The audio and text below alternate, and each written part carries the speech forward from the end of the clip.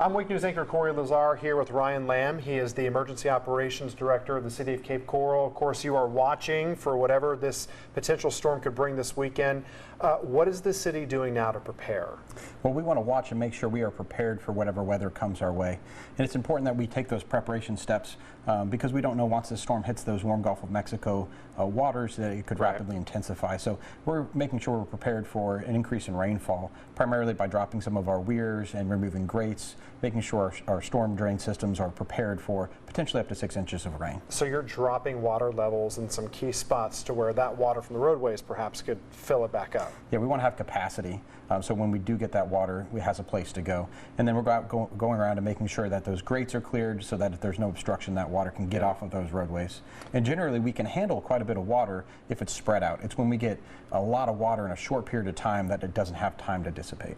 And your concern is if these cells hang over us for quite a bit of time, dropping a lot of rain. Yeah, and so if we get that real intense rainfall for a prolonged period of time, that's when we see a lot of that street level flooding. And how do you get the flooding off the roadways? What's the process there? So a lot of that just goes out through our drainage system, and so making sure that those grates are cleared. And so that's one way that our residents can help by, if they have trash or things out in those the swales and ditches, so by making sure that those things are cleared so that they don't end up blocking those drains and we can get the water off the roadways. Even just some debris can cause big issues, right? If those drains are clogged? It doesn't take a lot to start backing up and building a blockage there over those grates. Since the last big rainstorm, when we saw a lot of flooding in the roadways, what has been done to try and rectify that for the next time? Yeah, our stormwater system is something that we're always working on, and so going around and making sure those drains are cleared, and even going through the pipes to make sure that those pipes are the best systems that they can be. And then we have a lot of long-term things we're doing to help improve those ditches and swales so that we can get that water off quickly. What did you learn last time, that big rainstorm, when we had a lot of the road flooding? What was some of the main causes of the water just staying there? Well, we had like 10 inches of rain in an hour. So that's the equivalent of, a lot of rain in that short period of time, and so that's really difficult for us to get off in that short period of time.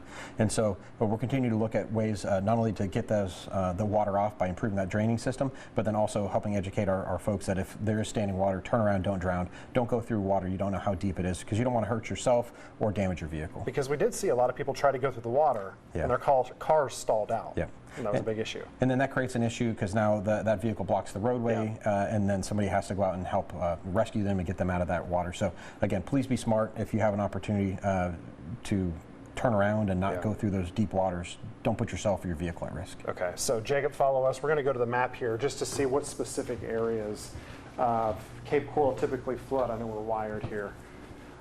So just kind of show us the areas that you know to watch out for when it comes to flooding. So historically here along Diplomat Parkway, this is an area that we've seen with heavy rains. We'll see enough water that can cause damage to vehicles.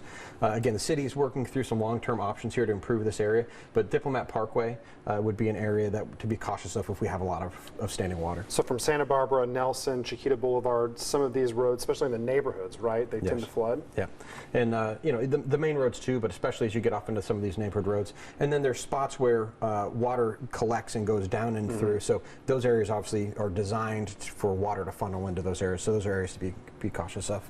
What other areas do you monitor?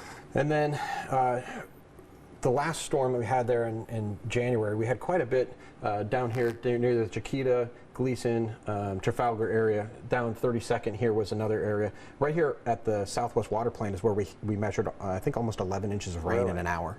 So that was one of our weather stations. So that's really a lot of rainfall in a short period of time. And so why these specific areas? Were you able to nail down, was it clogged drains? Was it just that amount of rain? A little bit of everything. So we have different weather stations around the city.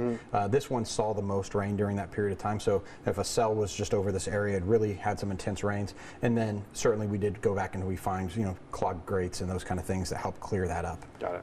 All right, Chief Ryan Lamb, we appreciate it. Thank you. Thank you.